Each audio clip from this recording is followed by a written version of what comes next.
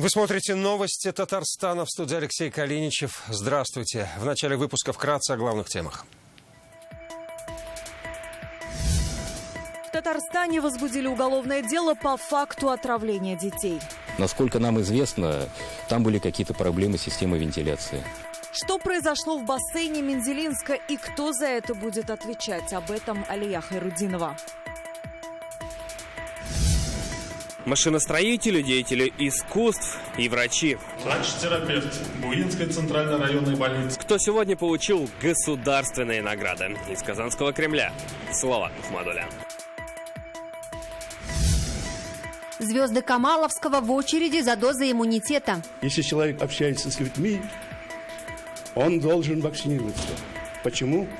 Должен беречь других людей. Как вакцинировались заслуженные артисты республики, увидела Юлия Гоголева. Сначала торговали, а потом изъяли. Они же нам не могут давать. Ну как не могут? Они, если вам передают продукт, они обязаны вам передать этот документ тоже.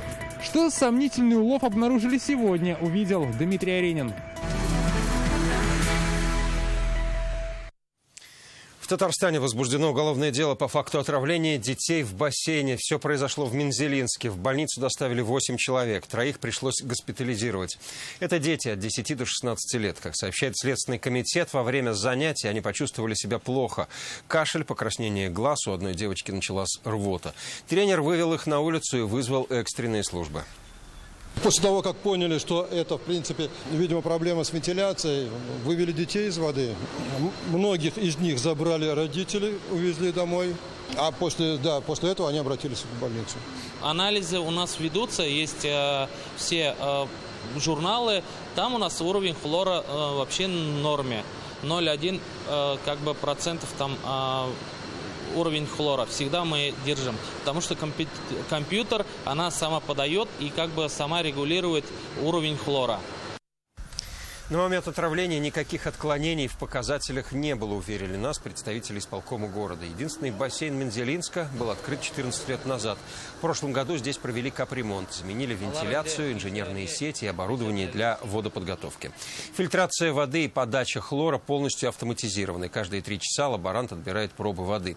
Сейчас состояние детей врачи Мензелинска оценивают как удовлетворительное. На данный момент у нас осталось 2 пациентов. К тому же всех детей, которые вчера посещали детскую спортивную школу, наши врачи-педиатры взяли под наблюдение. На данный момент пока новых случаев поражений не выявлено. Обстоятельства инцидента устанавливаются. По данным Следкома, осмотр выявил неисправность оборудования, в частности, системы вентиляции. По данному факту следственным органом Следственного комитета Российской Федерации по Республике Татарстан возбуждено уголовное дело по статье «Оказание услуг, не отвечающих требованиям безопасности». Проведенный осмотр места происшествия показал наличие неисправности в системе вентиляции бассейна. На данный момент решается вопрос о назначении необходимых экспертиз. Расследование уголовного дела продолжается. Напомним, это уже не первый случай массового отравления хлором в бассейне. В прошлом году в Челнах на частной базе отдыха пострадали 18 человек, из них 8 детей. А 2 года назад в Балтасях в больницу попали 8 школьников. Тогда был неисправен датчик очистки воды. В республике в ближайшее время пересчитают все памятники и мемориальные доски, сформируют единый реестр монументального наследия. Сейчас контроль недостаточный. Недавний случай в Заинске, где сгорел памятник, сделанный из полимера, тому подтверждение. Об этом сегодня заявила Ирада Аюпова.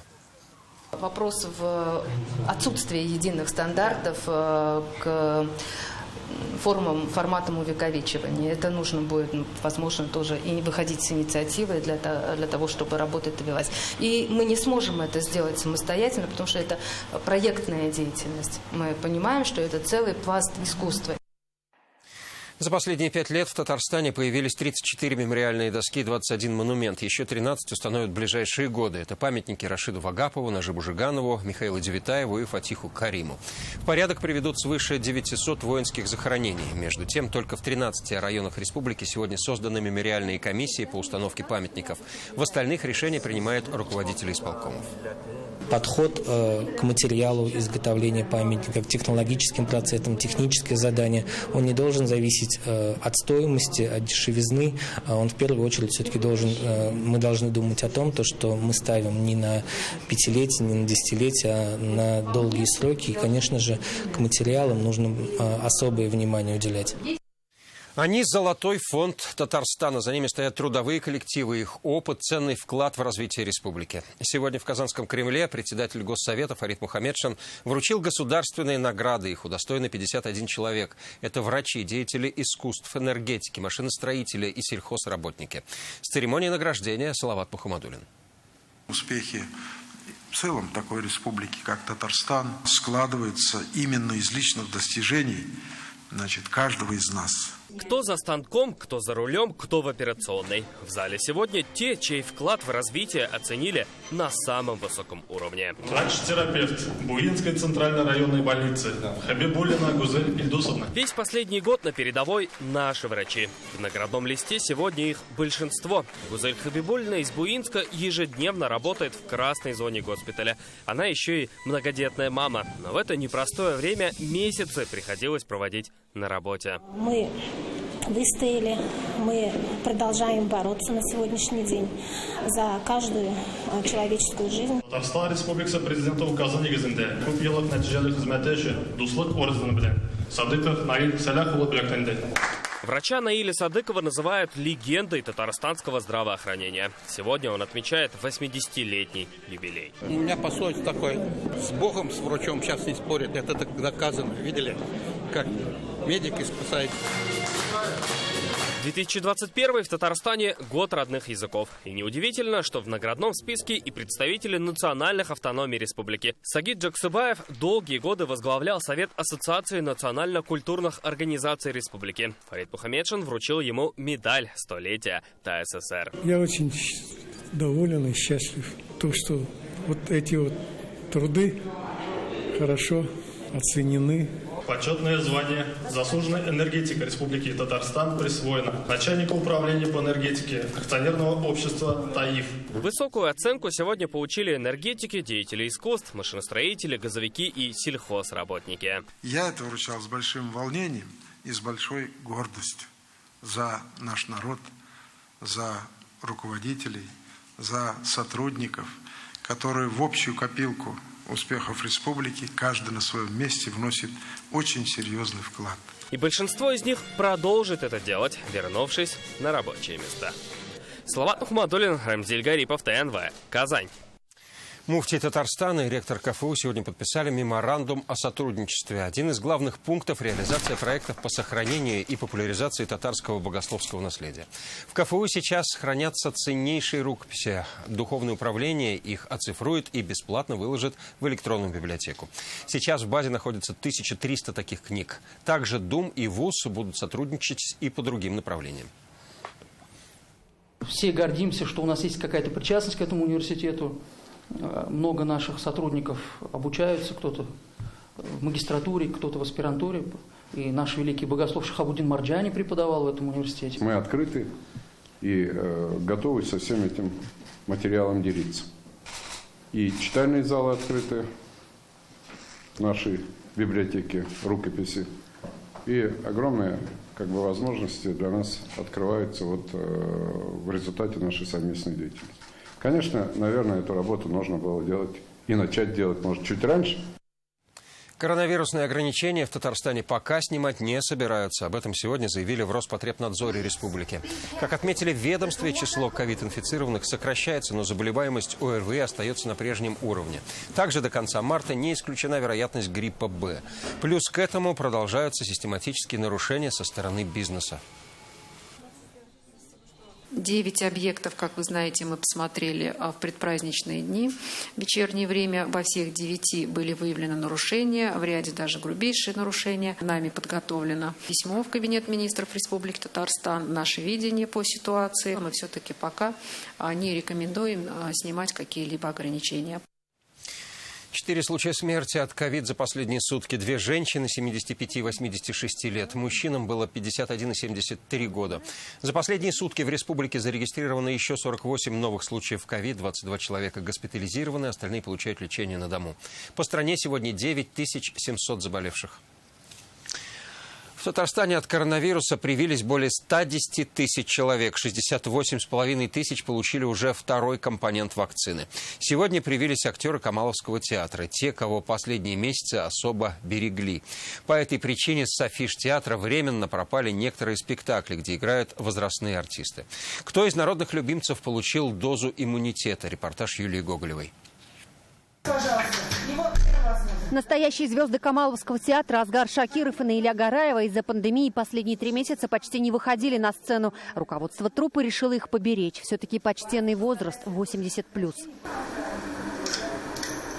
В поликлинику на вакцинацию народные артисты пришли не раздумывая. И это выбор в пользу активной жизни. Говорят, уже устали бояться и находиться в изоляции. Уже мир понял, что это действительно выход из положения. Если человек общается с людьми, он должен вакцинироваться. Почему?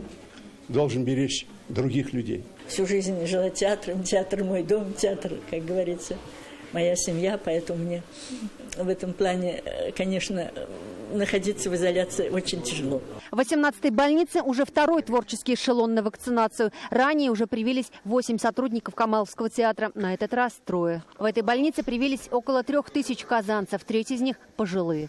В день у нас прививается более 100 человек.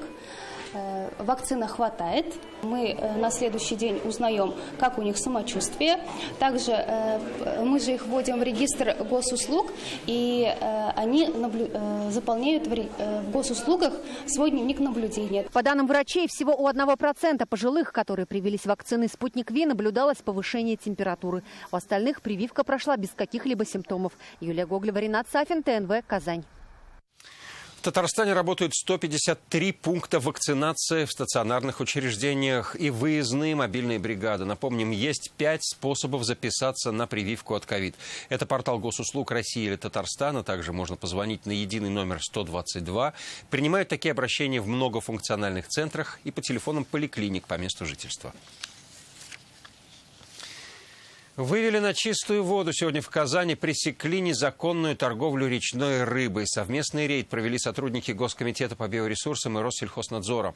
У продавцов не оказалось документов на товар. Несанкционированным было и место торговли. Почему не стоит покупать такую рыбу, расскажет Дмитрий Аренин. Документацию на рыбу можно? Можно вас еще на минуточку? Я не хочу ни о чем разговаривать. Так тишь да гладь рыбной торговли на улице Нариманова нарушил рейд надзорных органов. Ассортимент большой, вот только нужных документов нет. Продавец только сумел предоставить этот договор. Он здесь идет в качестве арендатора под цели использования складских помещений. Как говорит продавец, эту рыбу он купил и теперь перепродает. Где покупаете? Магазин, рыбаки? Не магазин, на рынке. Рыбаки обычные? Ну зачем рыбаки? Они же торгуют рыбой. А документы есть? Никто что ветеринар? Ну они же стоят, конечно, у них документы есть же, конечно. Уверены, получается, вот в рыбе, да? Что да, уверен, 100%. А для уверенности почему документы не берете, подтверждающие ветеринарные документы?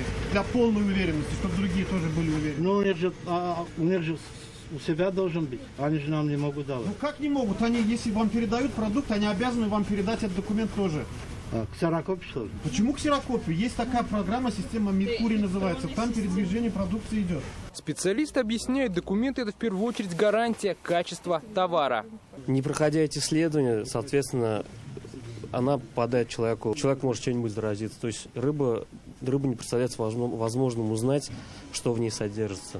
Клиенты этого сомнительного места о последствиях либо не задумываются, либо просто отмахиваются. Не боитесь отравиться?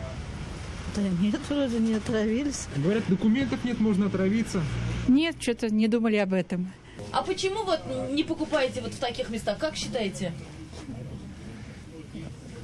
Это рыбное место инспекторам хорошо знакомо. Ранее сюда уже приходили с проверками и штрафовали. Индивидуальных предпринимателей на 20 тысяч рублей, те, кто торговал как частное лицо, на 1000. Здесь стоит вопрос вообще легальности самой торговли, соответственно, и на качество продукции реализуемой. Потому что данная рыба, предполагаем, что добыта браконьерским способом. Рыбу без документов сегодня конфисковали и отправили на экспертизу. Нарушителям также грозят штрафы. Борьба с незаконным оборотом на особом контроле правительства. По итогам минувшего года выявлено более 3000 нарушений. Возбуждено более 100 уголовных дел. Дмитрий Аренин, Данил Филатов, ТНВ, Казань.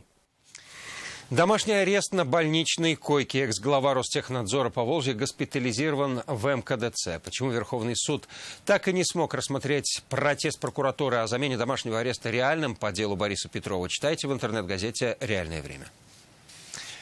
В Татарстане отметили Международный день леса. В Казанском аграрном университете прошло торжественное мероприятие. Как отметил глава Минсельхоза Республики Равиль Кузеров, в настоящее время леса занимают 17% территории республики.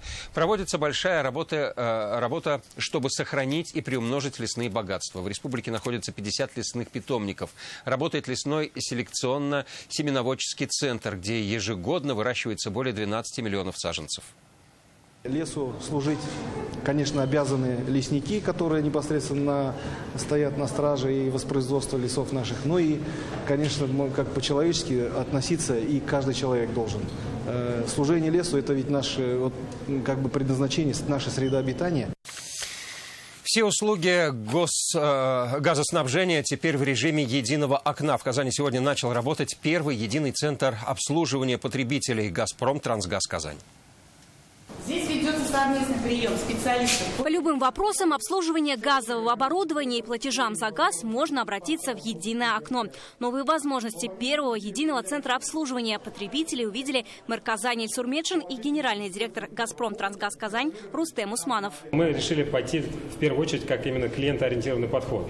И вот это создание этого пилотного проекта, это как раз будет этим первым шагом. Но самое главное, чтобы вот эти красивые слова «единое окно», цифровые технологии и так далее, чтобы они не остались только словами. Чтобы эта красивая обложка обрела действительно содержание. И наши клиенты получали комфортное обслуживание. Мы знаем компанию «Газпром Трансгаз Казань» как одну из ведущих компаний нашей республики. Они отличались всегда заботой о людях. Свой коллектив, замечательные традиции, ветераны, поддержка новаций. Оформление договоров на поставку газа, замена и техническое обслуживание оборудования, прием заявок на ремонт, показания счетчиков, квитанции по оплате. Все это теперь в одном месте. Для удобства абонентов работает и электронная очередь. Посетители одновременно обслуживают 8 специалистов. Теперь здесь принимают в 2 раза больше абонентов. Выберите необходимую вам услугу. Ляля Шагивалиева – заслуженный ветеран компании. Сегодня она первый почетный абонент центра. Мне радостно, что я проработала в этих стенах 30 лет мастером. И мне очень приятно наблюдать изменения в лучшую сторону. Символично, что новый формат абонентского пункта создан именно на базе газовой службы горки «Танкодром». Ведь именно здесь был зажжен первый факел от Миннебаевского газового завода. Отсюда началась газификация столицы Татарстана. Новый формат работы планируют применить и в других пунктах обслуживания. Сегодня документы для участия в праймерис «Единой России» подала Ольга Павлова. Тренер по легкой атлетике, сейчас является депутатом Госдумы нынешнего созыва. В ходе предварительного голосования с 24 по 30 мая татарстанцы выберут кандидатов от «Единой России», которые будут участвовать в осенних выборах. Предварительное голосование партия проведет по открытой модели. Участие в нем могут принять все зарегистрированные на территории страны избиратели. Нужно просто быть очень честными по отношению к нашим избирателям и доносить свои мысли, доносить свои пути решения вопросов. Сегодня свое 25-летие отмечает Лига студентов республики. С юбилеем их поздравила вице-премьер Лейла Фазлеева и министр по делам молодежи Дамир Фатахов. Крупнейшая студенческая организация республики объединяет 23 вуза Татарстана. Это более 100 тысяч студентов. Все эти годы Лига решает повседневные вопросы молодежи, такие как льготы на проезд, выделение жилья и ремонт общежитий.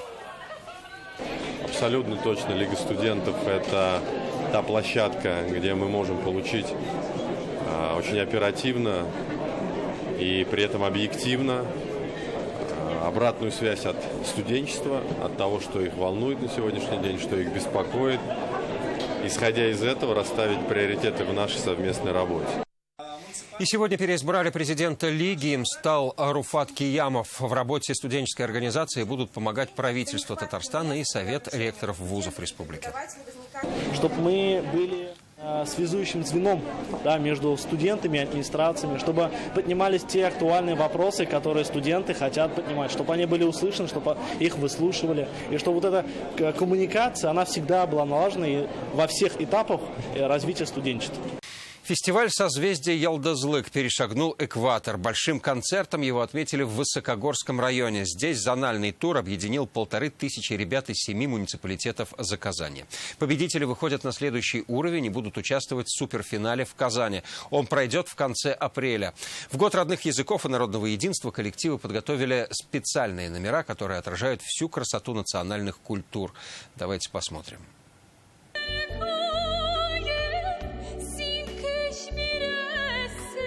Аделя Зинатуллина участвует в конкурсе не в первый раз и в этом году выбрала песню о родном крае. Фестиваль посвящен году родных языков и народного единства.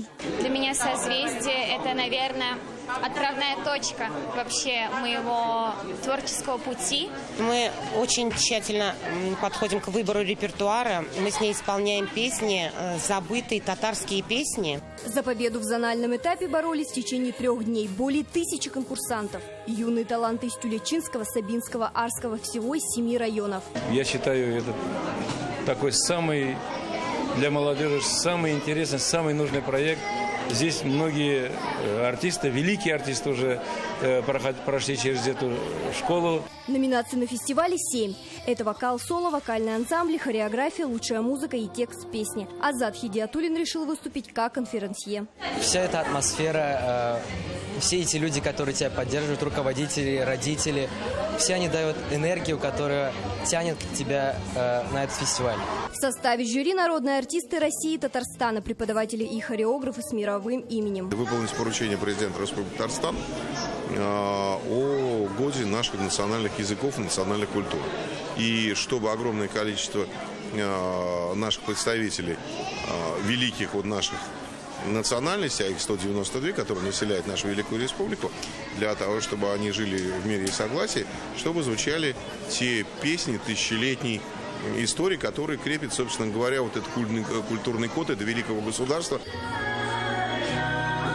Все участники, прошедшие зональный этап, получат возможность выступить на суперфинале фестиваля, который пройдет с 17 по 22 апреля в культурно-спортивном комплексе «Уникс». А уже 29 апреля на гала-концерте станут известны имена обладателей гран-при фестиваля. Эльвира Зорина, Игорь Романов, ТНВ, Высокогорский район. Трибуны заполнены, игроки заряжены. На кону выход в финальную часть самого престижного европейского турнира по волейболу. В рамках Лиги чемпионов «Зенит» на своей площадке принимал польскую команду «Скра», самого непредсказуемого соперника в этом сезоне. Почему судьба поединка решалась на последних подачах, расскажет Алмаз Гафиятов. Легкой прогулки не будет. Соперник «Зенита» по полуфиналу – главный ньюсмейкер последних туров. Поляки выбили из розыгрыша прошлогодних чемпионов и финалистов, поэтому казанцы для них не преграда. Если получится держать такой уровень, как в первых 2-3 партиях, отлично, хорошо, можно смело ехать туда играть с ним. Руководил действиями гостей Никола Грбич. Сербский связующий заканчивал свою карьеру в «Зените». Отлично владеет русским языком, но на вопросы журналистов предпочитает отвечать на английском. Не могу говорить по-русски, я не могу, я не знаю, что... Понимаю очень много, но не говорим хорошо. О, вау, Я до сих пор помню много людей в Казани. Они подходят, здороваются и улыбаются. Я счастлив вернуться сюда. 2 отличные партии сменились преимуществом польского коллектива. Ведя 2-0, «Зенит» упустил 2 сета. А в решающем тайбрейке все решили заключительные подачи. 2-3 казанцы проиграли. Позволили сопернику воспрять духом за счет своих ошибок, которые мы не должны были делать. Они воспряли духом за счет того, что Заторский продемонстрировал хорошую игру на приеме. Мы никак не могли выбить их команду с приема после второй партии, я имею в виду. Для выхода в финальную часть Лиги чемпионов «Зениту» надо брать ответный матч в Польше 24 марта. При счете 3-2 на выезде командам предстоит золотой сет в битве за главную путевку. Алмаз Гафиятов, ТНВ, Казань. Именные клюшки от знаменитого хоккеиста Дениса Архипова получили дети из малообеспеченных и многодетных семей Казани. Обладатель континентального кубка каждому из ребят вручил форму, шайбу и клюшку со своим автографом. Неожиданному подарку они были очень рады и не скрывали своих эмоций. Все мальчишки теперь хотят стать хоккеистами. Это видишь, как ребята хотят, это когда такое желание просто отказаться, не приехать к ним и помочь им в чем-то. Это считаю, что это неправильно, поэтому я с удовольствием отозвался и всегда их поддержу, если там будет приехать еще как-то другой момент. Хочу пойти на хоккей, потому что я видел по телевизору их и болел за наших. Я тоже хочу поучаствовать в этом. Когда сказали, что дадут разную форму хоккейную, клюшку, я был удивлен. И я думаю, что сейчас сбудется моя великая мечта – стать хоккеистом. Это все, о чем мы успеваем вам рассказать. Ну а сразу после выпуска Акбарс продолжит выяснять отношения с Салаватом Юлаевым. Кому же достанется Кубок Гагарина? Пожелаем удачи нашим хоккеистам.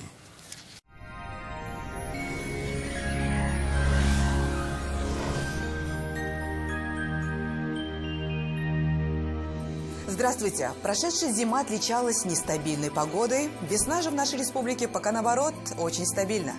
О погоде на 20 марта после полезной информации. Не откладывайте заказ в вашей новой кухне. Закажите ее в рассрочку в Данил Мастер.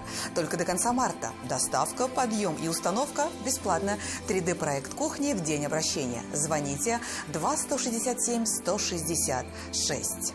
По данным сервиса Яндекс.Погода, в субботу на юго-востоке в Бугульме, Бавлах, Азнакаево картина за окном мало изменится. Будет пасмурно, снега пока много, но на термометрах все еще минусовые значения – около 3 градусов. На северо-востоке, в Нижнекамске, Набережных Челнах, Елабуге во второй половине дня небольшой снег и весь день слабый мороз -1. Не исключены осадки в Агрызе, Менделеевске, Актаныше. Сохранятся минусовые температуры. Солнце пока не часто балует своим теплом. На северо-западе, в Арске, в Кукмаре, Балтаси без существенных осадков. Облачная погода с прояснениями и небольшой мороз. На юго-западе, в Болгаре, Држаном, Буинске прогнозируется аналогичная погода. Слабый мороз и небольшой снег. В центральных районах Чистополе, Вальметьевске, Мамадыше к вечеру станет чуть морознее. Возможен снег. На дорогах очень скользко, пожалуйста, будьте осторожны. В воскресенье будет преимущественно облачно, и снова синоптики обещают осадки. Банкетный зал «Тантана» – это уникальное пространство для проведения ваших мероприятий. Никахи, юбилеи и бизнес-встречи пройдут в атмосфере красоты и уюта. Блюда в лучших традициях татарской кухни не оставят равнодушными вас и ваших гостей. Тантана. Казанның өр-яңа мәҗлесханәләре, тәмле хәләл ризыклар, милли ашлар, никахлар уздырыр өчен уңайлы урын. В Казани переменная облачность, во второй половине дня небольшой снег. Ночью -5, а днем около 1 градуса ниже нуля. К вечеру подморозит. Ветер северо-западный, порывистый. Атмосферное давление по-прежнему ниже нормы, влажность воздуха 78%. В магнитном поле Земли без заметных возмущений. О погоде все. В студии была Лейла Латыпова. Всего доброго и оставайтесь на нашем канале.